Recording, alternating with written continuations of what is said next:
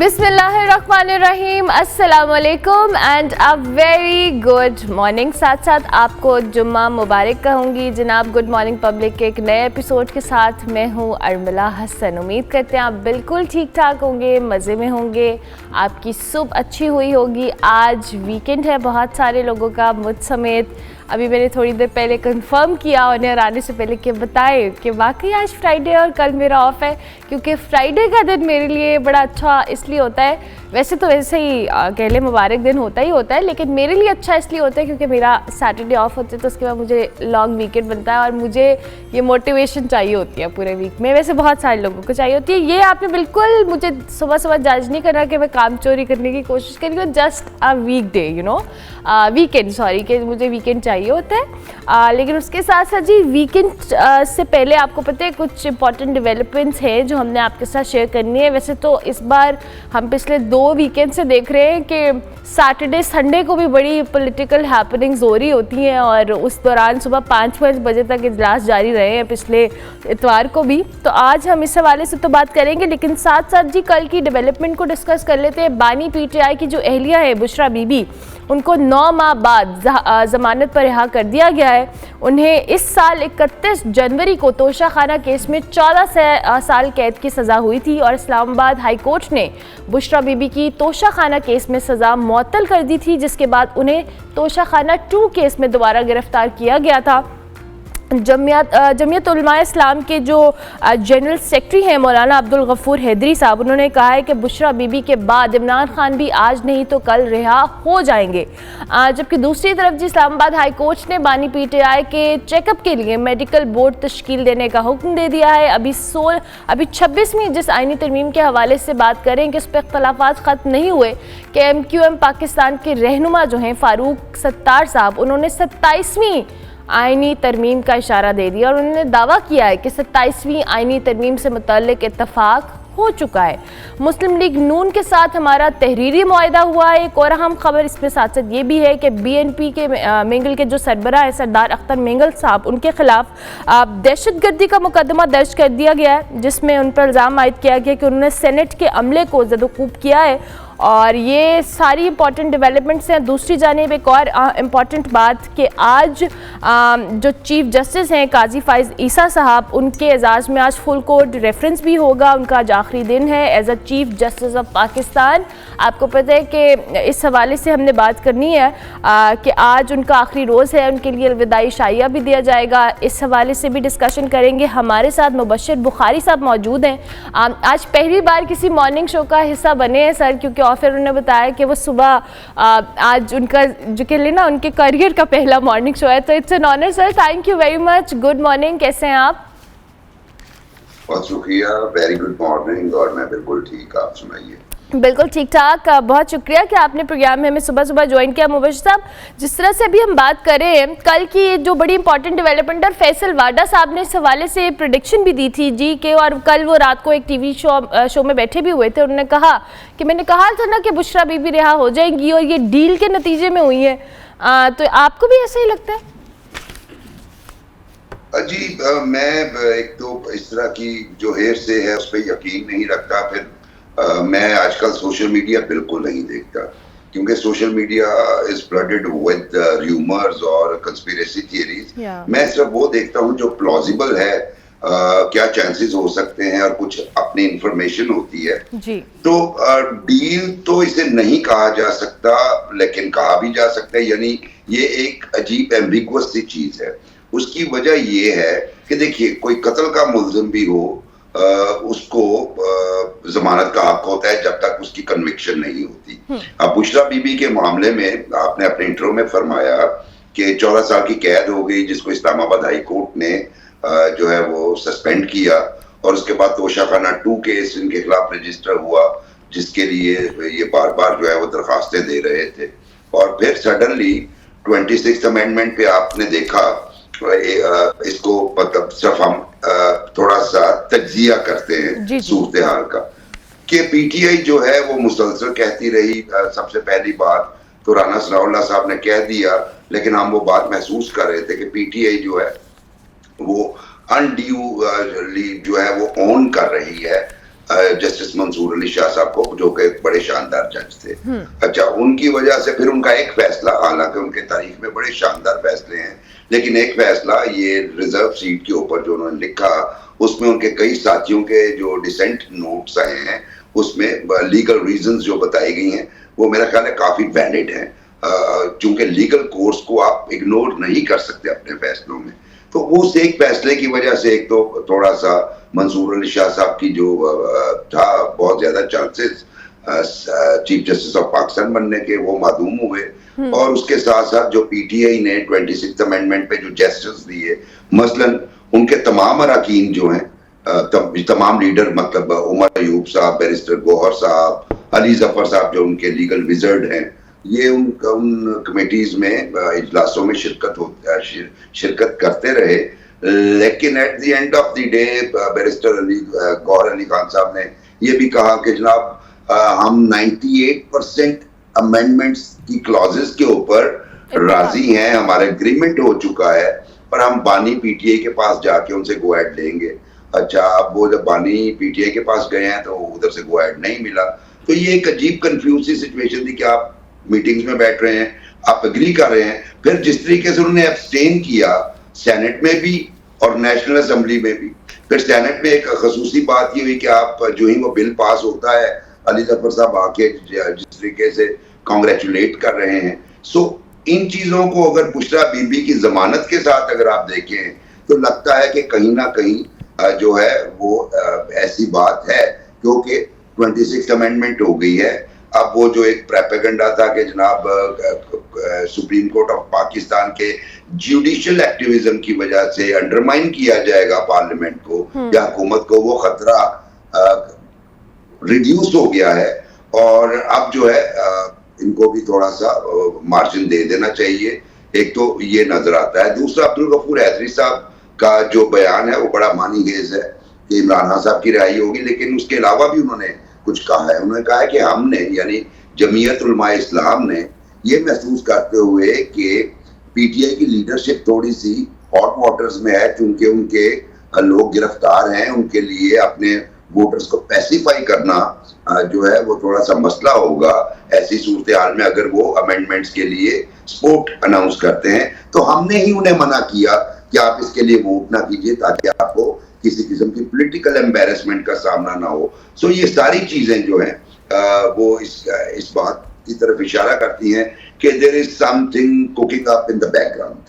There is something cooking up in the background। अच्छा बुखारी साहब, अभी आपने खुद भी बात की। अच्छा, पहले भी हमने कुछ अरसा कबल ये देखा कि मामलात कभी तहरीक इंसाफ के हक़ में होते थे, तो वही बात है कि आप सोशल मीडिया नहीं देख रहे या बहुत अच्छा कर रहे हैं, लेकिन हमें देखना पड़ रहा था, तो उस पर हमें ये लगता था कि जी तहरीक इंसाफ के लिए हालात व वाक़यात बड़े मुनासिब हो रहे हैं, फ़िज़ा जो है वो उनके लिए थोड़े उनके हक़ में जा रही है। फिर एकदम से कोई ऐसा वाक़या होता था या कोई ऐसी चीज़ होती थी कि फिर एक परसेप्शन बनता था कि नहीं जी, ये कोई डील या ढील नहीं दी जा रही है।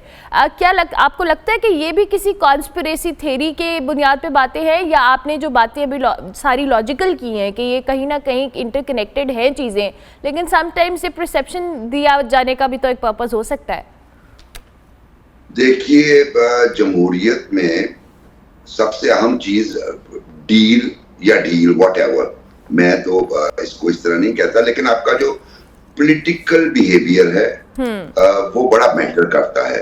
अगर आप किसी के साथ एट डैगर ड्रॉन है, तो जमहूरियत में हमने यही देखा कि बेहतरीन चीज ये होती है कि आप नेगोशिएशन टेबल पे चले जाएं और गुफ्तगू कीजिए। जो कोई प्रोसेस चल रहा है डेमोक्रेटिक, कोई जैसे ये लेजिस्लेशन है, उसमें आप उसका हिस्सा बनिए और आपके लिए जो चीजें हैं वो आसान होना शुरू हो जाती हैं जब भी आप ट्रबल में आते हैं। अब आप इसी से ही मैंने नतीजा अखज़ किया कि जो ही पीटीआई नेगोशिएशन टेबल पे आई, वो उन्होंने वोट नहीं किया, अपोजिशन पार्टी है, ये उनका हक है कि वोट ना करें, लेकिन एट द सेम टाइम आप देखिए कि वो 10 इजलास हुए हैं उस कमेटी के, स्पेशल कमेटी के, उनमें से 7-8 में तो उन्होंने शिरकत की है, वो एक हिस्सा बने हैं, और जो ही वो हिस्सा बने हैं वो एक जमहूरी प्रोसेस में आए हैं, तो थोड़ी सी आसानियां उनके लिए पैदा हो गई। और उसमें अब अगर ये फर्दर इस जमहूरी प्रोसेस का हिस्सा बनेंगे, मेरा ख्याल है पाकिस्तान का मजबूत तरीन फोरम और बेहतरीन फोरम अपने मसाइल को, अपने सियासी मसाइल को बयान करने का पार्लियामेंट है। यही वजह है कि जो ही अमेंडमेंट वहां पे जब टेबल की गई, जब काउंटिंग से पहले की तकारीर थी, उसमें आपने देखा कि उमर अयूब खान साहब ने बड़े जोरों शोर से अपने लीडर्स के ऊपर होने वाले जुल्म सितम का जिक्र किया, और हमेशा पार्लियामेंट ही ऐसा फोरम है जिसपे वो ये जिक्र करते रहते हैं। तो मैं दोबारा ये रिपीट करता हूं कि जो ही आप पॉलिटिकल प्रोसेस का, पॉलिटिकल नेगोशिएशंस का हिस्सा बनते हैं, तो चीजें जो है वो स्ट्रीमलाइन होना शुरू हो जाती है, स्मूथ होना शुरू हो जाती है। और मुझे लगता है कि यही वजह है कि इन जेस्चर्स की वजह से चीजें जो है वो बेहतर हो रही हैं पीटीआई के लिए, क्योंकि ये बुशरा बीबी की रिहाई एक चीज है। उसके अलावा अगर आप देखें तो वो जो सडनली अब ये शोर नहीं कर रहे कि हमारे लीडर्स को उठाया जा रहा है, क्योंकि बावजूद के अली अमीन गंडापुर ने कहा जी मुल्क की हड़ताल होगी, मुजाहरे होंगे, अब मैं इस्लामाबाद जाऊंगा, इन्हें घर बेच के आऊंगा। उसके बावजूद कुछ नहीं हुआ। सलमान अकरम राजा साहब ने कहा था जी लाखों लोग सड़कों पे आएंगे, लेकिन फिर उसके बाद वो बैकआउट कर गए अपने थोड़ा सा उस स्टेटमेंट से। उसकी वजह यही, और उसके बाद आप देखें ऐसे स्टेटमेंट्स के बाद अभी तक कोई क्रैकडाउन नहीं हुआ। अच्छा बुखारी साहब, मेरा अगला सवाल भी यही था कि एक तरफ तो आपके मुताबिक कि अगर आप नेगोशिएशंस की टेबल पे आते हैं या बातचीत की तरफ कदम बढ़ाते हैं तो चीज़ें आपके लिए स्ट्रीमलाइन होना शुरू हो जाती हैं अगर तहरीक इंसाफ इस तरफ आती है, लेकिन दूसरी जानिब तहरीक इंसाफ के अंदर भी कुछ अली अमीन गंडापुर साहब जैसे कुछ ऐसे लोग मौजूद हैं जो आए रोज़ इस तरह की बात कर देते हैं कि जी हम सड़कों पे निकलेंगे, एहतजाज होगा, मार्च होगा, हम इमरान खान को जेल से निकालेंगे अगर हमारे मुतालबात ना पूरे किए गए। तो इस तरह के बयानात, और आपको याद होगा कि पिछले जो इस्लामाबाद वाला जलसा था जिसमें अली अमीन गंडापुर साहब ने एक तकरीर की थी, उस तकरीर के बाद भी उसका बड़ा बैकलैश आया था और चीज़ें बड़ी अजीबो गरीब सी तहरीक इंसाफ के लिए टर्न आउट की थी। तो आप समझते हैं कि ये दोनों पैरेलल जो ऑपोजिट स्ट्रैटेजीज़ का अपनाया जाना, एक तरफ पार्टी का कहना कि जी हम बातचीत कर रहे हैं, दूसरी तरफ एहतजाज की कॉल देना और इस तरह की तकारीर करना, कहीं ना कहीं तहरीक इंसाफ के मामलात को ख़राब करने में भी रोल अदा करता है? ये वो इकबाल का मिसरा है ना, पलटना लपकना, पलट कर झपटना, लहू गर्म रखने का है एक बहाना। तो बुनियादी तौर पे ये अली अमीन गंडापुर साहब जो हैं वो एक हॉक हैं, और वो चूंकि बानी पीटीआई के करीब रहे हैं, उन्हें उनके माइंडसेट का पता है। लेकिन वो माइंडसेट एक साल में कितना तब्दील हुआ है, यानी वो इतना तब्दील हुआ है कि जेल में वो वर्कर से कहते हैं कि हाँ काजी फायज ईसा के खिलाफ, मीडिया से कहते हैं काजी फायज ईसा के खिलाफ रेफरेंस भेजना मेरी गलती थी। लेकिन फिर जब ये हॉक्स मिलते हैं तो वो उनके खिलाफ दोबारा शुरू हो जाते हैं। तो अली अमीन गंडापुर ये समझते हैं कि बानी पीटीआई ऐसी बातों से यकीनन खुश होते हैं, और बानी पीटीआई के बारे में भी मैं ये अर्ज करूं, चूंकि मेरी उनसे जेल जाने से पहले तो खुसूसी तौर पे काफ़ी मुलाकातें रही हैं जब वो ज़मान पाक में थे। तो बानी पीटीआई को एक बात का इदराक है कि ये जो इस तरह का प्रेशर टैक्टिक्स हैं, ये उनकी पार्टी की पॉपुलैरिटी के ग्राफ को मेंटेन करने में मददगार होते हैं। आप देख लीजिए 2013 से ऑनवर्ड वो हुकूमत में भी आए तो उन्होंने अपोजिशन के लिए प्रेशर टैक्टिक्स का यूज किया। उनकी तकारीर का महवर अपोजिशन हुआ करती थी। अब जब वो अपोजिशन में गए तो वही पार्टीज प्रेशर टैक्टिक्स मसलन धरने से शुरू हो जाएं और मुसलसल दर मुसलसल आ पाए, जो भी उन्होंने मतलब उनकी पॉलिटिक्स रही है हुकूमत में या अपोजिशन में, उन्होंने प्रेशर टैक्टिक्स का यूज किया है। प्रेडिक्शन उन्होंने डेवलप किया, नैरेटिव जो भी वो बिल्ड करते हैं, वो उनके फॉलोअर्स जो हैं वो बड़ी शानदार तरीके से सोशल मीडिया पे खसूसी तौर पे वो ऐसा स्प्रेड करते हैं, और वो प्रोपेगेंडा ऐसा है कि वो बंदे को यकीन होना शुरू हो जाता है जी ये सच है, और उसमें कितनी फेक न्यूज आती हैं वो आपके सामने है। तो यही चीज है कि अली अमीन गंडापुर साहब अपनी पार्टी का और अपना जाती भी पॉपुलैरिटी ग्राफ जो है वो मेंटेन रखने की कोशिश कर रहे हैं, जबकि दूसरी तरफ जो है वो जिसे वो कहते हैं ना कैरेट एंड स्टिक पॉलिसी, ये बुनियादी तौर पे carrot and stick policy use की जा रही है पीटीआई की जानिब से कि उनके जो मॉडरेट लीडर हैं। अच्छा, मैं आपको ये भी अर्ज कर दूं कि पीटीआई में बड़े वाज़ेह तौर पे दो ग्रुप बन चुके हैं। एक वो जो है जो एक्यूमेन पे यकीन रखते हैं, एक वो जो है जो कहते हैं नहीं सिर्फ सड़क और डंडा ये इसी से ही काम चलेगा। तो उस वजह से ये आपको पार्टी में जो लाइंस हैं ये मुख्तलिफ नजर आती हैं और ये उसी वक्त ही सूरत हाल क्लियर होगी जब पार्टी की ताकत का इर्तिकाज किसी एक फर्द के पास होगा, यानी या तो बानी बाहर आ जाए। अब बुशरा बीबी आई है, देखिए, क्योंकि अंदाजा यही किया जा रहा है कि बुशरा बीबी अब पार्टी को लीड करेंगी और केपी में जाने का मकसद भी यह है कि जब वो लीड कर रही हो या कोई पॉलिटिकल मूव्स बना रही हो तो उनके लिए मुश्किल तो होगा यकीनन, क्योंकि अभी तक वो जितनी पॉलिटिक्स उन्होंने की है वो उन्होंने की है कमरे से। अब बाहर आके वो पॉलिटिक्स करेंगी या कमरे से ही डायरेक्शंस दिया करेंगी। जो केपी में नेक्सी में जाके रहने का मकसद है, उसका मकसद यही है कि कोई और केस ऐसे इक़दाम के नतीजे में रजिस्टर ना हो जाए और उनकी गिरफ्तारी ना हो जाए। ठीक हो गया। मेरा आखिरी सवाल चीफ जस्टिस काजी फ़ाइज़ ईसा साहब के हवाले से है। आज उनका आखिरी रोज़ है और उनके लिए अलविदाई शाइया भी दिया गया। आज जो नामज़द चीफ जस्टिस हैं याया अफरीदी साहब, वो अपने ज़ाती खर्चे के ऊपर उनको ज़ोहराना भी देंगे। तो आप इन द एंड क्या कहना चाहेंगे इस नई तकर्री के हवाले से और जस्टिस काजी फ़ाइज़ ईसा साहब की जो अभी इस वक्त सारी सूरत हाल रही है?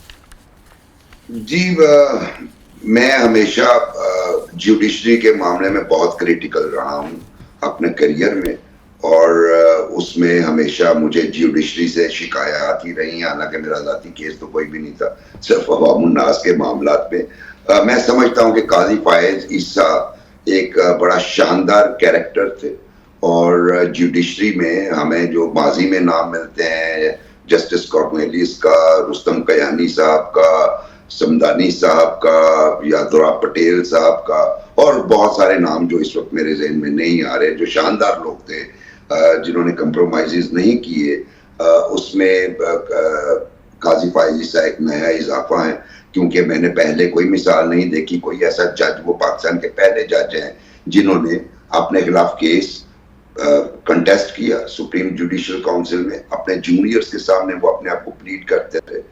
उसके बाद वाहिद जज हैं जिन्होंने अपनी पावर्स, जबकि उनसे पहले देखते थे जो ही सीजे की पावर्स को टच करने की कोशिश करता था वो तो उसे तो अजाब पड़ जाता था। और अभी जब आपके सामने अब हकायक आ रहे हैं कि 19वीं आईनी तरमीम भी जजों को एम्पावर करने के लिए जुडिशरी को गन पॉइंट पे करवाई गई, तो ऐसी सूरत हाल में अपनी ताकत को, यानी सुओ मोटो नोटिस लेने का इख्तियार को, बेंचेस बनाने के इख्तियार को डाइल्यूट कर देना। फिर दूसरी बात ये कि ये काजी फ़ाइज़ ईसा साहब वो जज हैं जिनके सर की कीमत एक साहब लगाते हैं और फिर उन रियासत पाकिस्तान की मानी खेज खामोशी जो है वो समझ में नहीं आती। एक बेकरी का मालिक जो है उनके बारे में बुरे अल्फाज इस्तेमाल करता है, वो खुद फोन करके उसे छुड़वाते हैं। ये भी आपको मिसालें कब मिलती होंगी, आप इसको फैक्ट चेक कर सकती हैं। बेकरी उसके बाद सील भी नहीं होती, बल्कि कहा जाता है जी उसके डोनट्स, अगरचे वो मैंने जब चेक किया तो एक और बेकरी की फोटो लगा के ये क्लेम किया जा रहा था। सो मैं ये समझता हूँ कि काजी फ़ाइज़ ईसा एक बड़े शानदार जज से और उन्होंने जो बेंच मार्क सेट किया है कॉन्स्टिट्यूशनलिस्ट होने का वो बहुत शानदार है। और खुशी की बात यह है कि मतलब अफसोस की बात है कि मंसूर अली शाह साहब भी एक कॉन्स्टिट्यूशनलिस्ट जज हैं, बड़ी अच्छी रेपुटेशन है, लेकिन जैसे मैंने शुरू में कहा कि एक फैसले की वजह से और एक पार्टी के अनड्यू सपोर्ट की वजह से ये मसला हो गया। इसी तरह याया अफरीदी साहब, इनके अगर आप ट्रैक रिकॉर्ड चेक करें तो ये मुख्तलिफ बेंचेस में डिसेंटिंग नोट्स दे चुके हैं, जैसे अभी इन्होंने रिजर्व सीट मामला पे दिया, फिर इन्होंने काजी फ़ाइज़ ईसा के साथ बेंच में डिसेंटिंग नोट दिया, उससे पहले उमर अता बंदयाल साहब के बेंचेस में भी वो उनका तर्ज अमल यही रहा है। और मेरा ख्याल है कि ये उसी रवायत को जारी रखेंगे और शायद उस रवायत को आगे ले जाएं। पहला जेस्चर आपने फरमा दिया, अपने ज़ाती खर्चे से वो अशाइया दे रहे हैं। यही हाल काजी फ़ाइज़ ईसा का था कि उन्होंने कोई प्रोटोकॉल नहीं दिया, गाड़ी का इस्तेमाल नहीं किया, पैदल आते थे। सो ये वो लोग हैं जो इस जुडिशरी में नए ट्रेंड सेट करेंगे और मुझे उनसे बड़ी उम्मीदें वाबस्ता। ज़बरदस्त, thank you very much Bukhari साहब, बहुत शुक्रिया कि आप अर्ली इन द मॉर्निंग हमारे शो का हिस्सा बने। मुबश्शिर बुखारी साहब हमारे साथ मौजूद थे, सीनियर सहाफ़ी, तज्ज़ियाकार, मौजूदा सियासी सूरत हाल पर अपना तज्ज़िया दे रहे थे। हम ब्रेक लेंगे, ब्रेक के बाद वापस आएंगे।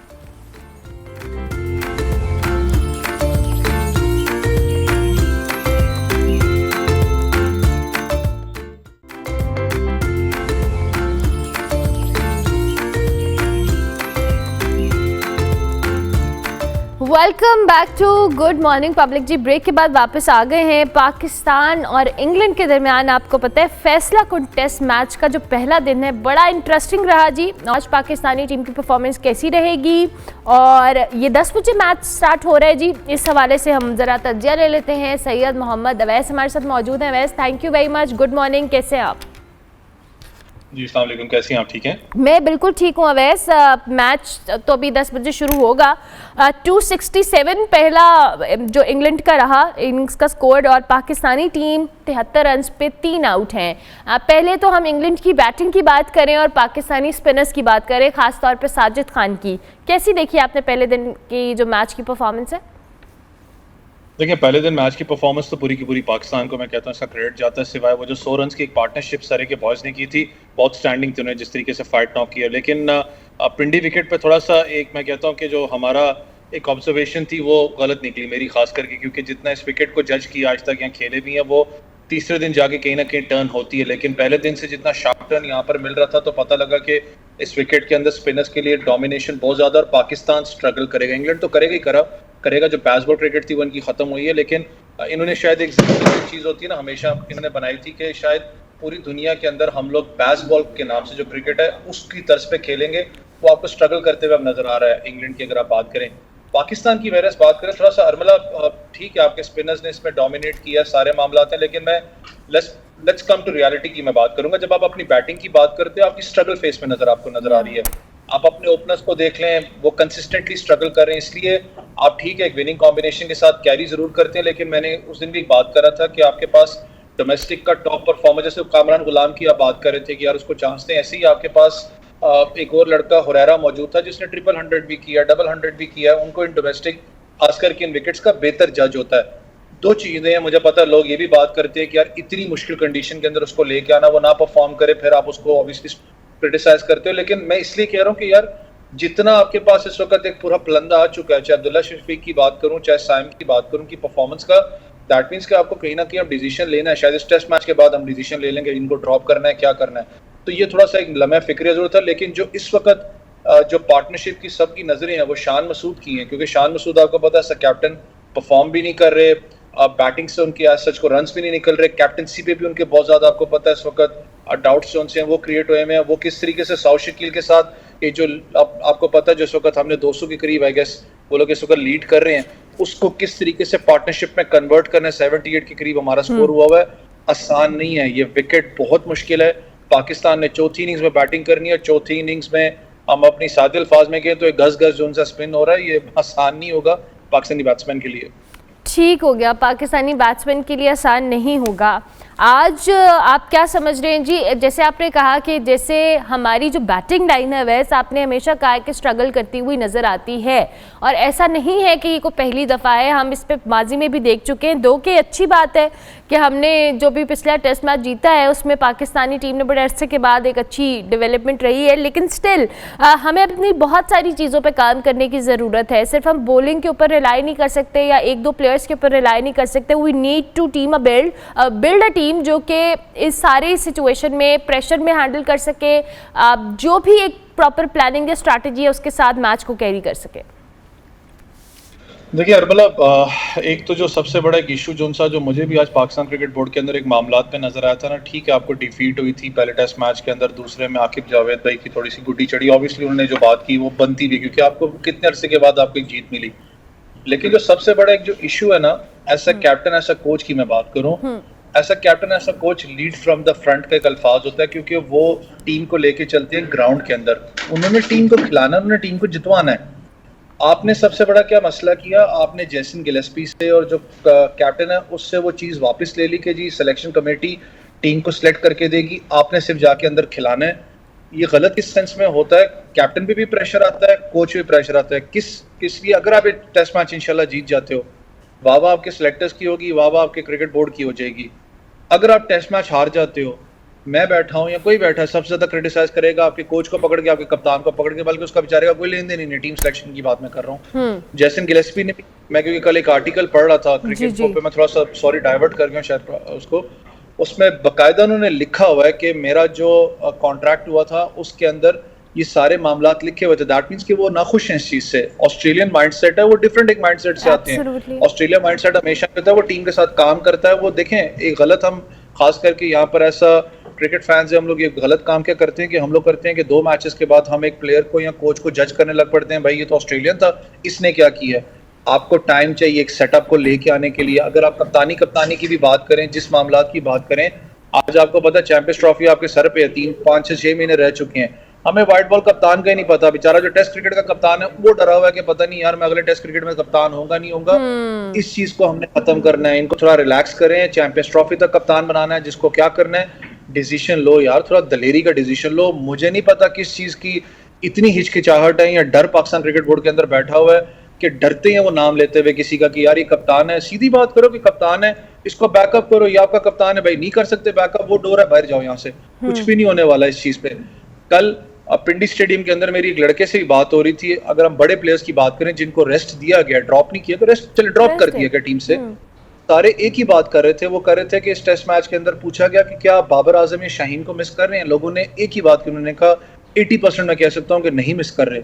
अच्छी बात है, आपने उनको रेस्ट दिया, यहाँ पर ड्रॉप किया विकेट टीम से, ताकि वो जाके डोमेस्टिक में या थोड़ा फ्रेश दिमाग से वापस आए, पाकिस्तान को सर्व करें। ये चीज आपको करनी पड़ती है। लोग भी सवाल पूछते हैं कि किस चीज का डर हो चुका है पाकिस्तान के अंदर कि आप इतने डरते हैं कि यार आप डिसीजन लेने में आप अपना कतरा रहे हैं। अच्छा, अभी अवैस आपने बात की है जिस आर्टिकल का आप जिक्र कर रहे हैं, उस आर्टिकल में एक और बात भी की, उन्होंने कहा कि अगर टीम ज़रा सा भी परफॉर्म नहीं करती तो साबिक खिलाड़ी हो या मीडिया हो तनकीद करने लग जाता है। उन्होंने कहा, साथ साथ ये भी लिखा कि बड़े बड़े खिलाड़ियों पे बुरा वक्त आता है, उन्हें बाबर आजम पे भरोसा है कि वो अपनी फॉर्म में वापस आएंगे। साथ साथ उन्होंने शान मसूद के हवाले से भी बात की। ये सारी चीज़ें हैं जो एक जो गैर मुल्की हेड कोच है, अगर वो ये फील कर रहा है कि आपके स्ट्रक्चर के अंदर आप लोगों को सपोर्ट नहीं कर रहे उस तरह से, आप कैप्टन को सपोर्ट नहीं करे, तो how can you expect a player कि वो अच्छा परफॉर्म करेगा इस सारे क्रिटिसिज्म के बावजूद। और ये सिर्फ शान मसूद की बात नहीं है, हमने देखा है जब जब कोई प्लेयर ऐसे परफॉर्म करता है या थोड़ी सी उसकी परफॉर्मेंस में ख़राबी आती है तो साबिक खिलाड़ियों, इवन हम लोग भी क्रिटिसाइज़ करते हैं, लेकिन कभी कभी वो क्रिटिसिज्म बहुत ओवर द टॉप हो जाता है, जिससे जाहिर है प्लेयर भी तो सुनते या सोशल मीडिया देखते ही होंगे ना। ये अरमला, मैं साबिक हेड कोच की बात एक करूंगा, मैं नाम उनका नहीं लूंगा, जो पाकिस्तान सेटअप के अंदर गुजरे, उनके टेन्योर में पाकिस्तान टीम बहुत अच्छी गुजरी थी। उन्होंने एक बात मुझे कही थी, उन्होंने मुझे कहा कि लड़के हमें फ़ोन करके लिटरली बताते हैं कि हम आपको सुन रहे हैं, हमें तकलीफ हो रही है। देखो, जब एक बंदा जिस वक्त वो बिल्कुल डाउन पे गिरा ना, मैं किसी की साइड नहीं ले रहा, बिल्कुल नीचे गिरा, उसको सपोर्ट चाहिए होती है, उसको बैकअप उठने के लिए पाँव के ऊपर ना, वो कहता है सबसे पहले मुझे फैंस के बाद ना, मुझे फैंस से पहले बल्कि वो कहता है कि मेरा कप्तान जिसके लिए मैं खेल रहा हूँ, पाकिस्तान क्रिकेट बोर्ड मुझे पीछे सपोर्ट करेगी। यार रिलैक्स रहो, आप पाकिस्तान का एसेट हो, आपने अपने पाँव पे वापस खड़ा होना है। हमारा मसला यहाँ पर यह है कि हम लोग इतने पर्सनल हो जाते हैं। अभी भी आप बहुत से ऐसे साबिक क्रिकेटर्स हैं, आप देख लें, जो टीवी के ऊपर बैठे होंगे, with due respect, basic senior हैं, पाकिस्तान रिप्रेजेंट किया हुआ है, लेकिन वो इतना पर्सनल हो जाते हैं कि बंदे को उठने ही नहीं देते हैं। एक लड़का परफॉर्म कर जाता है, अनफॉर्चुनेटली हम लोग सीधा एक मैच के बाद उसे कहते हैं इसके अंदर झलक तो आपको रिकी पॉन्टिंग या यूनुस खान की नजर आ रही है। यार खुदा का नाम लें, वो एक अलग कैरेक्टर थे, ये एक अलग कैरेक्टर, इसको बनने तो दोनों बेचारे को, आप बनने नहीं किसी को देते। सबसे बड़ा एक इशू हमारे यहाँ क्रिकेट बोर्ड के अंदर ये जो मसले पैदा, आपको पता है, जो हालिया अरसे के अंदर हो, आप इसी थोड़ा सा अरसे पहले चले जाएं, ये वही टीम है मिसबाह हक की कप्तानी में, आपको याद हो अपना टेस्ट चैंपियनशिप के अंदर पहले नंबर पर मौजूद थी टेस्ट के अंदर। उसके बाद आप T20 की बात करें, ये T20 का फाइनल्स भी खेल चुकी है, T20 वर्ल्ड कप का सेमीफाइनल भी खेल चुकी है। इससे बेहतर जेलअप स्क्वाड आपके पास नहीं था। सारी डिस्टर्बेंस पैदा तो क्रिकेट बोर्ड ने की है ना। इसलिए मैं कहता हूँ कि अकाउंटेबिलिटी की जब बात आती है, जो हेड कोच है वो बेचारा सबसे ज्यादा क्या परेशान होता है, चाहे क्रिकेट हो, चाहे फुटबॉल हो, किसी का भी कोच हो, वो कहता है जो नीचे टियर बैठा हुआ है, जो डोमेस्टिक क्रिकेट है या आपकी जो क्लब क्रिकेट हो रही है या आपकी जो दूसरी स्पोर्ट्स हो रही है, जो एक होता है ना कि आप ट्रांसपेरेंसी का मैसेज ऊपर तक पहुंचाते हैं, जो सिलेक्टर्स बैठे हुए हैं या जो करता धरता बैठे हैं कि लड़का परफॉर्म कर रहा है, इसको देख लें, या इसको पाकिस्तान शाइन्स का होना चाहिए सा, वो नहीं दिया जाता। ट्रांसपेरेंसी है ही कोई नहीं। उसको, वो हेड कोच को क्या पता होगा जब बाहर से आया कि कौन सा लड़का परफॉर्म कर रहा है, कौन नहीं कर रहा। जो आपके लोकल कोचेस हैं, उनका काम है ना कि उसके साथ लाइजॉन करना, अब वो नहीं करते हैं। ये साजिद खान की सबसे बड़ी एग्जांपल है, 13 साल की उम्र से बेचारा कहता है मैं खेल रहा हूँ, मुझे ड्रॉप कर दिया जाता है साइड से।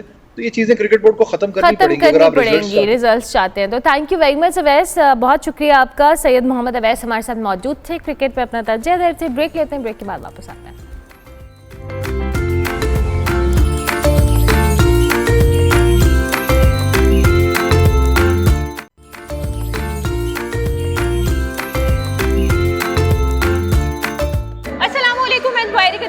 जिसे कहते हैं नताशा रहमान। तो नाज़रीन, आप मेरे पीछे देख रहे हैं कि रंग बिरंगी गाड़ियों का मेला सज चुका है और मैं लाहौर की एक ऐसी जगह पर मौजूद हूँ जहाँ पर गाड़ियों के शौकीन अफराद के लिए गाड़ियों की भरमार यहाँ पर हमें दिखाई दे रही है। अगर हम स्पोर्ट्स कार की बात कर लें, हैवी बाइक्स की बात कर लें या और मुख्तलिफ गाड़ियों की बात करें तो वो यहाँ पर हमें दिखाई दे रही हैं और मुख्तलिफ गाड़ियों को मॉडिफाई किया गया है।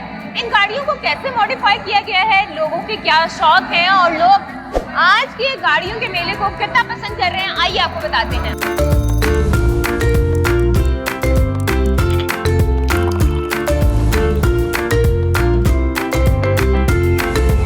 तो अभी हम उस सेक्शन में मौजूद हैं जहां पर हैवी बाइक्स हमें दिखाई दे रही हैं, मौजूद हैं। यहाँ पर लोग आ रहे हैं और इनको पसंद किया जा रहा है और इसके साथ साथ नॉर्मल हैवी बाइक्स तो हमें दिखाई देती है रोड्स पे घूमती हुई, लेकिन जो बाइक्स के शौकीन हजरात होते हैं उन्होंने अपनी बाइक्स को मॉडिफाई किया होता है। तो अभी हमारे साथ एक ऐसी बाइक के मालिक मौजूद हैं, उन्हीं से बात करते हैं और पूछते हैं जिन्होंने बहुत अलग सी यूनिक सी अपनी बाइक को मॉडिफाई करवाया है। इन्हीं से बात करते हैं। वालेकुम। आपकी हैवी बाइक हमें सबसे डिफरेंट दिखाई दे रही है, क्या वजह है इसकी, क्या कहेंगे? Thank you so much. अच्छा, इसमें डिफरेंट ये है कि ये ZX14R इसका नाम है, 2013 का मॉडल है। अच्छा, ये डिफरेंट इसलिए भी है कि सबसे बड़ा जो है सीसी में बड़ा मोटरसाइकिल स्पोर्ट्स में यही बाइक है, बाकी सबसे छोटे हैं यहाँ पे इस टाइम। कितने सीसी का ये बताइए? ये 1441 सीसी है। ठीक है, कैसे इसको मॉडिफाई किया, क्या चीज़ें इसमें लगाई हैं आपने? अच्छा, मैंने इसमें बहुत सारी आफ्टर मार्केट जो है चीज़ें लगाई हैं। इसमें जो सबसे यूनिक चीज़ है जो सबको अट्रैक्ट कर रही है वो इसका फैटर है। बिल्कुल बैक व्हील हमें ज़्यादा दिखाई दे रहा है कि बिल्कुल चेंज है, ये डिफरेंट है। हाँ जी, चेंज है। अच्छा, ये पूरा सेट है, मतलब ये इसका 360 का टायर है। 360 जो टायर है ये किसी भी स्पोर्ट्स बाइक का सबसे बड़ा टायर होता है, ठीक है। अच्छा, फिर ये सिंगल साइड स्विंग आर्म है, क्रोम में है। तो ये इससे पाकिस्तान में सिंगल साइड जो क्रोम में 360 14R सिर्फ एक बाइक है ये इस टाइम पाकिस्तान पूरे पाकिस्तान पे। जी सर, ये कैसे क्रेज आया कि कैसे सोचा कि इस तरह की बाइक को मॉडिफाई करना है स्पोर्ट्स बाइक में? अच्छा, फर्स्ट ऑफ ऑल तो शुरू से ही ना मेरा क्रेज था कि सबसे बड़ा स्पोर्ट्स बाइक मैंने लेना है। मेरा ड्रीम था, मतलब ड्रीम बाइक था मेरा ये, अल्हम्दुलिल्लाह ले लिया। फिर स्टॉक बाइक तो और भी पाकिस्तान में है इसके साथ के, बट वन एंड ओनली करने के लिए, इसको आई कैंडी बनाने के लिए मैंने ये बनाया है और जिसकी वजह से अब आप इस टाइम भी मेरा इंटरव्यू कर रही है बाकी बाइक्स को छोड़ के। अच्छा, ये बताइएगा टोटल इसके ऊपर खर्चा कितना आ गया, कलर क्यों आपने यही लगाया, कितना खर्चा आया ये बताएं पहले। अच्छा, ये जो मॉडिफिकेशन है वो तकरीबन ज़्यादा देर नहीं लगी थी मुझे इसमें, तकरीबन 1 महीना लगा था अरेंजमेंट करने के लिए सारा कुछ। जो टोटल एक्सपेंस की अगर बात की जाए 1.82 मिलियन के करीब इस पे आफ्टर मार्केट जो मैंने इसमें सामान लगाया है इतने का आ गया, हो गया काम मेरा। टोटल 2 मिलियन का खर्चा आया। इसके अलावा और क्या क्या इसमें फंक्शंस हैं, हमें वो भी थोड़ा सा बता दें। ठीक है, जैसा कि मैंने बताया ये 14 सीसी है 14 और इसमें ABS है, ट्रैक्शन कंट्रोल है और पावर मोड्स हैं 3 इसके। तो ये इसके फीचर्स हैं और हम इसको चला सकते हैं? इसको अगर ये स्टॉक बाइक होता फिर तो आप चला सकती थी।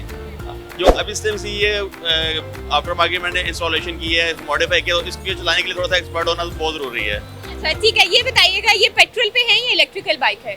ये पेट्रोल में है। पेट्रोल पे कितना खर्चा आ जाता है किलोमीटर के हिसाब से? अच्छा, मैं आपको बताता हूँ, मैं बेसिकली खाने वाला से हूँ और मैं इसको राइड करके ही लाया हूँ। तो कितना पेट्रोल लग गया खाने वाल से आते हुए लाहौर?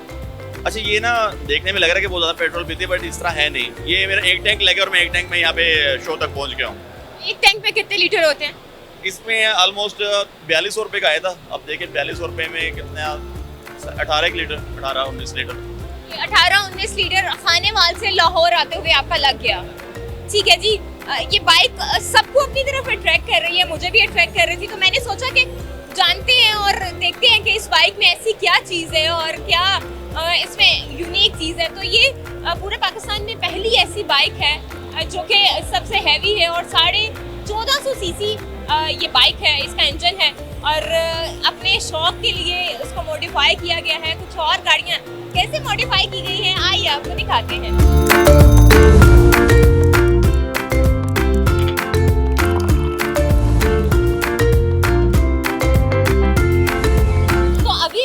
गाड़ी के पास मौजूद हूँ जिसको कैंपिंग वैन में मॉडिफाई किया गया है और इंतहाई खूबसूरती के साथ मॉडिफाई किया गया है। अगर आपने कैंपिंग करनी है और आप अपनी गाड़ी को मॉडिफाई करना चाह रहे हैं तो हम आपको बताते हैं कि आपने कैसे अपनी गाड़ी को एक कैंपिंग वैन में चेंज करना है। तो आइए इसी गाड़ी के मालिक से बात करते हैं और देखते हैं कि इस गाड़ी के अंदर और क्या कुछ मौजूद है और क्या तमाम चीज़ें हैं, कब उनको शौक पैदा हुआ कि इस गाड़ी को मॉडिफाई किया जाए। पहले मैं आपको थोड़ा सा दिखा देती हूँ कि इस गाड़ी के अंदर क्या कुछ मौजूद है। एक यहाँ पर बर्तन धोने के लिए सिंक मौजूद है, इसके अलावा चूल्हा मौजूद है, फ्रिज भी मौजूद है और ये बेड है जनाब। बेड प्रॉपर तरीके से यहाँ पर बनाया गया है। अगर हम इसके अलावा दीगर चीज़ों की बात करते हैं, तमाम जो सहूलियात हैं वो यहाँ पर मौजूद हैं और इजीली आप यहाँ पर बैठे अपना सफ़र भी करें, उसको एंजॉय भी करें, कैंपिंग करें, क्योंकि बहुत सारे लोगों का शौक होता है कि वो यहाँ पर बाहर निकलें घरों से और कैंपिंग करें। तो कैंपिंग करने के लिए सबसे पहले मुश्किल ये आती है कि आपने रिहाइश कहाँ लेनी है। तो रिहाइश का मसला सॉर्ट आउट हो गया है। तो अब इस तरह की जो वैन है आप उसको भी मॉडिफाई कर सकते हैं। वैन के ऑनर की तरफ चलते हैं और उनसे बात करते हैं और पूछते हैं, सर आप थोड़ा सा इधर आ जाएं और हमें साथ साथ बताते जाएं कैसे, सबसे पहले तो ये बताएं ना कैसे शौक पैदा हुआ कि सादी गाड़ी को आपने कैंपिंग वैन में चेंज करना है।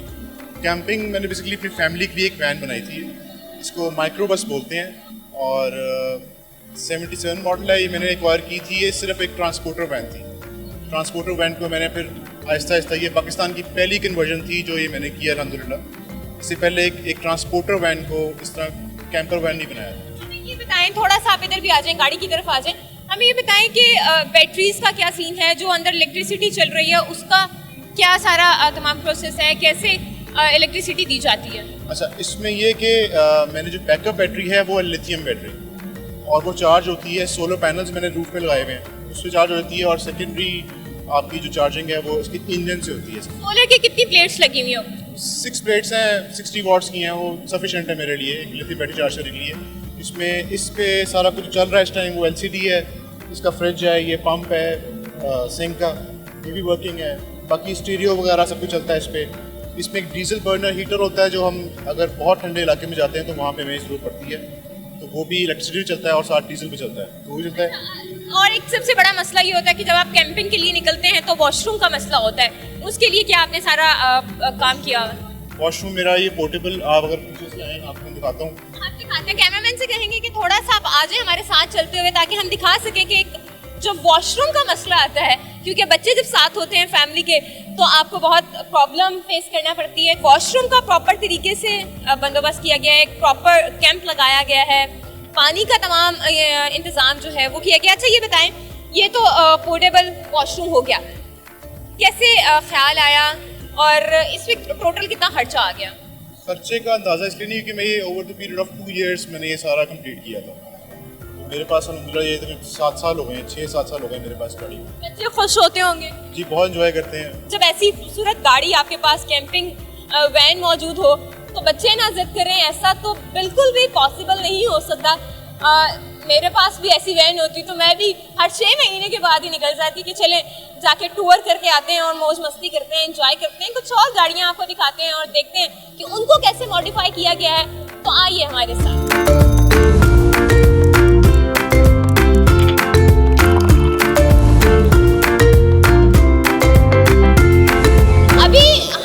बिल्कुल गाड़ियों के बीचों बीच में खड़े हैं और मेरे पीछे जीप्स खड़ी हैं, मुख्तलिफ और गाड़ियां भी यहाँ पर मौजूद हैं जिनको मॉडिफाई किया गया है। मुझे एक बहुत खूबसूरत सी गाड़ी नज़र आ रही है जिसको खूबसूरती के साथ मॉडिफाई किया गया है और फिर उसके अलावा कलर कॉम्बिनेशन मुझे बहुत अच्छा लग रहा है और येलो कलर है। गेट्स ऊपर को खुल रहे हैं, वो हम एक फिल्मों में देखते होते हैं लेकिन आज एक्चुअल में भी देख लिया कि गाड़ियों के जो गेट हैं वो इस तरह खुलते हैं। मेरे साथ गाड़ी के ऑनर मौजूद है, इनसे बात करते हैं। आप ये बताइएगा कौन सी गाड़ी है और इसको कितना मॉडिफाई करवाया आपने, कब करवाया? ये तकरीबन 2020 में करवाया था। स्टिकर इसका पहले रेड कलर था PPF, अब इसका येलो कलर है, इंटीरियर भी है और एयर सस्पेंशन लगी हुई है। बैक में भी इसका मॉडिफिकेशन हुई है, डिक्की में भी। उसके बाद स्टार लाइट लगी हुई है, छत पे इंटीरियर तैयार हुआ, सारी मुकम्मल तैयार हुआ। कितना खर्चा आ गया इसको? अंदाजन इसका खर्चा कोई भी नहीं लगा सकता, छोटे मोटे काम निकलते रहते हैं। अच्छा ये बताओ, ये गेट इसी तरह खुलते थे या खुद मॉडिफाई करवाए? खुद मॉडिफिकेशन की हुई है। खुद इसको करवाए जी? खुद इस तरह करवाए जी, सारा कुछ खुद कराया, सारा कुछ खुद करवाया।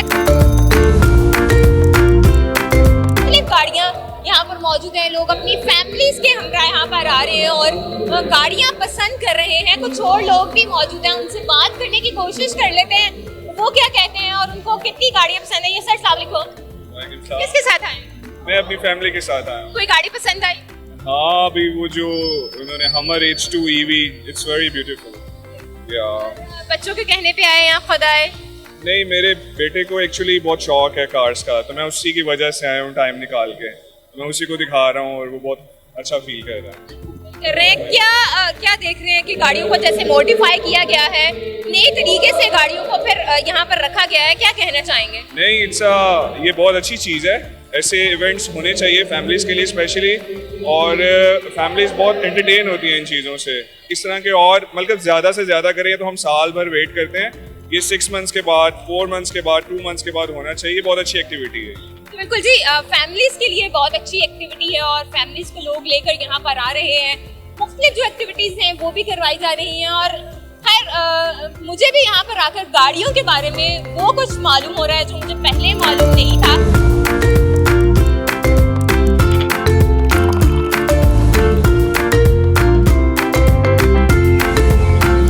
सजी गाड़ियों को शहरियों ने तो खूब पसंद किया है और साथ ही साथ अपनी पसंदीदा गाड़ी के साथ सेल्फीज भी बनवाई है और ये कहा है कि इस तरह के जो मेले हैं उनको सजते रहना चाहिए। हमें इजाजत है और हम दोबारा से हाजिर होंगे एक नई स्टोरी के साथ, एक नई कहानी के साथ। तब तक के लिए अल्लाह के बाद।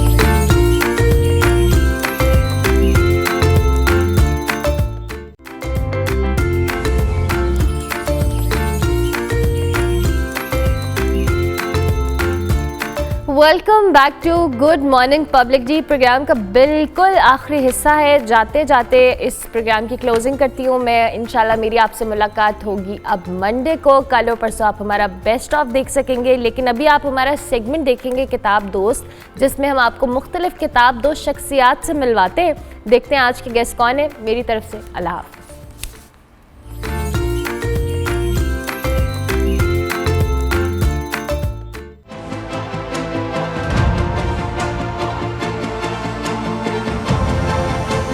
मस्जिद के मीनार ने झुककर मेरे कान में राज की बात कह दी। जब मस्जिदें बेरौनक और मदरसे बेचराग हो जाएं, जहाद की जगह जमूद और हक़ की जगह हकायत को मिल जाए, मुल्क के बजाय मफाद और मिल्लत की बजाय मसलियत अजीज़ हो, और जब मुसलमानों को मौत से खौफ आए और ज़िंदगी से मोहब्बत हो जाए तो सदियाँ यूं ही गुम हो जाती हैं। बिस्मिल्लाहिर्रहमानिर्रहीम। पब्लिक न्यूज़ सेगमेंट किताब दोस्त के साथ मैं हूं आपका मेज़बान औरंगज़ेब मलिक। अपने मुतल्लिक़ हल्का सा तारफ़ करा देता हूं। मेरा ताल्लुक़ उस धरती से है, उस गांव से है जहां बरे सगीर के सबसे बड़े राइटर, सबसे बड़े लिखारी खुशवंत सिंह ने जन्म लिया था। मेरा गांव का नाम है हडाली और ये ज़िला खुशाब का एक कस्बा है। इस सेगमेंट में मैं ये बताना चाहूँगा कि ये किताब जो है आवाज़ दोस्त, जिसका मैं ज़िक्र कर रहा हूँ, ये जनवरी 1973 में शाया हुई और इस किताब के शाया होने से सिर्फ़ 1 साल पहले एक बहुत बड़ा सानिया हमें पेश आया। हमारा मुल्क 2 लाख हो गया और हमारे वतन को एक बाजू हमारा कट गया और हर दर्द दिल रखने वाला इसको बहुत महसूस कर रहा था। एक गम दो की कैफियत थी और उस दौर में इस किताब की इशाअत हुई। मैं समझता हूँ कि उन्हीं दिनों मेरी रीडिंग हैबिट और ज़्यादा डेवलप हुई। मैंने बहुत ज़्यादा पढ़ना शुरू किया। सरगोदा में मैं था, एक बुक शॉप पे जाने का इत्तेफाक हुआ तो वहाँ ये किताब जो है वो मुझे नज़र आई। मैंने इसको एक तायराना निगाह से देखा और कुछ इसकी इबारत थी जो मुझे दिल को भा गई। मुख्तार मसूद के अल्फाज दिल में घर कर गए और मैं समझता हूँ कि इस किताब का वो इक़्तिबास जो है, वो कोटेशन जो है, वो मैसेज जो है और वो पैसेज जो है वो आपके सामने मैं पढ़ के सुनाऊँ बहुत ही ज़रूरी है, जिससे मैं इस किताब की तरफ सबसे ज़्यादा माइल हुआ। दोस्तों और साथियों, मुख्तार मसूद का कहना है कि इस बड़े अज़ीम में आलमगीरी मस्जिद के मीनारों के बाद जो पहला अहम मीनार मुकम्मल हुआ है वो मीनार करारदाद पाकिस्तान है। यूँ तो मस्जिद और मीनार आमने सामने हैं, मगर उनके दरमियान ये ज़रा सी मुसाफत जिसमें सिखों का गुरुद्वारा और फरंगियों का पड़ाव शामिल है, 3 सदियों पर मुहित है। मैं मस्जिद की सीढ़ियों पर बैठा इन 3 गुमशुदा सदियों का मातम कर रहा था। मस्जिद के मीनार ने झुककर मेरे कान में राज की बात कह दी। जब मस्जिदें बेरौनक हो जाएं और मदरसे बेचराग हो जाएं, जहाद की जगह जमूत और हक़ की जगह हकायत को मिल जाए, मुल्क के बजाय मफाद और मिल्लत के बजाय मसलहत अजीज़ हो, और जब मुसलमानों को मौत से खौफ आए और ज़िंदगी से मोहब्बत हो जाए, तो सदियाँ यूं ही गुम हो जाती हैं।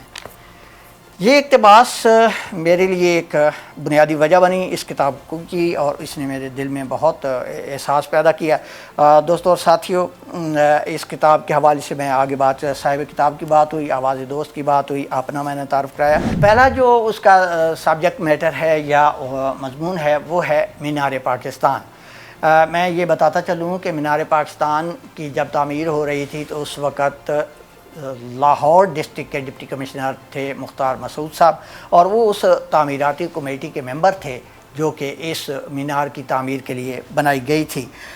मुसन्निफ़ का जो ज़ाती मुशाहिदा है, जो मुतालिया है, जो उनके सफ़र असफ़ार हैं दुनिया भर के और मुख्तलिफ़ ओहदों पर काम करने से जो उनका तजर्बा था, वो इस मौके पर बड़ा काम आया, और उन्होंने इस मीनार की तामीर के सिलसिला में इंतहाई जद्दोजहद की, तमाम पूरी दुनिया से मालूमात हासिल की। अब उन्होंने बहुत सारे मीनारों को, कुछ को उन्होंने विज़िट किया था और कुछ के बारे में उन्होंने मालूमात नहीं, और उसके बारे में वो थोड़ा थोड़ा आहिस्ता आहिस्ता करके इसको कड़ी दर कड़ी ज़िक्र करते हैं। मसलन मैंने नोट किया है कि में मिस्र है, मेसोपोटामिया है, बाज़ंतीनी सल्तनत के जो मीनार थे उसमें कर्तबा की मस्जिद का है, उसके बाद समरकंद का है, बिग बैन है, पीसे टावर है, और ईफल टावर और टावर ऑफ लंदन।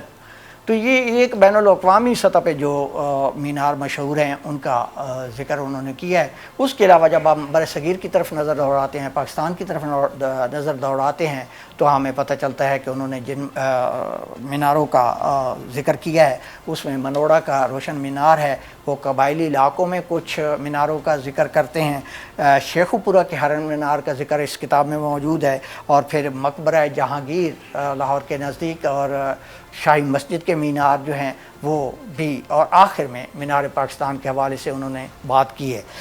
यहाँ पे मैं एक थोड़ा सा हवाला ज़रूर दूँगा कि मुसन्निफ़ ने इसमें लिखा है कि जब ये बात चल रही थी तो उस वक़्त इसको यादगार पाकिस्तान कहा जाता था, और मुख्तार मसूद साहब ने उस कमेटी में इसको पसंद नहीं किया, और उनका कहना यह था कि यादगार तो किसी ख़त्म हो जाने वाली चीज़ की होती है, तो इसको मीनार करारदाद पाकिस्तान का नाम दिया जाए। लेकिन हुआ ये कि मुझे थोड़ा सा फ़ील होता है कि मुख्तार मसूद साहब को आपने इस मज़मून का नाम भी मीनार करारदाद पाकिस्तान रखना चाहिए था, वजह इसके कि वो इसको मीनार पाकिस्तान कहते। दोस्तों और साथियों, उन्होंने इसमें उनकी जो मोहब्बत है, वो जो ख्वाहिश कल्बी है, और वो जो फ़राइज़ मनसबी हैं उनका उन्होंने भरपूर इस्तेमाल किया। इस किताब के दूसरे मज़मून की तरफ बढ़ता हूँ। कहतुर रज्जाल उसका नाम है, और मुख्तार मसूद साहब जब 5वीं जमात में थे, अलीगढ़ मुस्लिम हाई स्कूल अलीगढ़ में पढ़ते थे, तो उस वक़्त उनके वालिद ने एक तलकीन की कि आज हमारे यहाँ एक मेहमान, एक चीनी मुसलमान आलिम तशरीफ़ ला रहे हैं, और उनका नाम है मोहम्मद इब्राहिम शाकिर चंद, तो आप जाएं और उनसे ऑटोग्राफ़ लें। ये आगाज़ है इस मज़मून का, और इसकी बुनियाद सारी जो बन रही है। तो वालिद की तलकीन के बाद मुख्तार मसूद का कहना है कि मैं बाज़ार गया और 6 आने में एक छोटी सी 6 आने, उस वक्त 16 आने होते थे 1 रुपये के, 6 आने में उन्हें एक रंगीन ऑटोग्राफ एल्बम मिली, और वो घर पे ले आए, और उसके साथ उनका ये ऑटोग्राफ एल्बम के साथ उनका एक सफ़र शुरू होता है, जिसका इख्तिताम भी इसी किताब के अंदर किया गया है। और इस दौरान उन्होंने कहतुर रज्जाल का जो उन्वान है उसकी भी थोड़ी सी वजाहत की है। मैं चाहूँगा कि उन्हीं के अल्फाज में आप तक ये बात पहुँचाऊँ। उनका कहना है कि जी, कहत में मौत अर्ज़ा होती है और कहतुर रज्जाल में ज़िंदगी। कहतुर रज्जाल एक वबा है, और इस वबा में आदमी का ये हाल हो जाता है कि मर्दम शुमारी हो तो बेशुमार, मर्दम शनासी हो तो नायाब। यानी आदमियों का हजूम तो हर जगह मिलता है, बहुत मिलता है, लेकिन एक अच्छा इंसान खाल खाल ही मिलता है। या मुसन्निफ़ ने इस किताब के आखिर में इस एल्बम के आधे खाली होने का जिक्र भी किया है, जो आधी एल्बम उन्होंने अपनी ज़िंदगी के अंदर पूरी की। आवाज़ दोस्त की, जैसा कि मैंने आपको बताया कि इसकी थीम को अगर मैं कहूँ तो इसमें 3 पहलू आ जाते हैं। एक तो है वतन से मोहब्बत, और उस दूसरा पहलू है वतन से मोहब्बत के तकाज़े क्या हैं, और तीसरा मैं कह सकता हूँ कि एक मुहिब वतन शख्स को क्या किरदार अदा करना चाहिए। दोस्तों और साथियों, मुनफरिद अंदाज का ये इल्मी अदबी शाहकार आवाज़ दोस्त, आज मैंने इसका बुक रिव्यू किया। ये एक शाहपारा है, और बिलखसूस मैं ये कहूँगा कि जहन की जो ग़िज़ा है वो एक लाइब्रेरी है, वो एक किताब है। किताब ख़रीद कर पढ़ें, किताब जो है वो अपनी ख़रीद कर अपनी ज़ाती लाइब्रेरी बनाएं और लाइब्रेरियों के मेंबर बनें। और उसके अलावा मैं ये कहूँगा कि किताब मेरी सुबह है, किताब मेरी रात की खूबसूरत नींद है। तोहफ़ा में किताब दें, मिठाई के बजाय किताब को तरजीह दें। और बेहतरीन किताब जो है उसका इंतखाब करना, ये भी एक अहम मरहला है, आपको बेहतरीन इंतखाब करना चाहिए। और आखिर में पब्लिक न्यूज़ का शुक्रिया, उनके मॉर्निंग शो का शुक्रिया, और इस सेगमेंट के हवाले से आप अपनी राय कमेंट्स ज़रूर दीजिए, आपको कैसा लगा। और आखिर में मैं इस किताब के मुसन्निफ़ मुख्तार मसूद का शुक्रिया अदा करना चाहता हूँ, और इन्हें एक ग्रैंड सलाम पेश करना चाह रहा हूँ। बहुत बहुत शुक्रिया।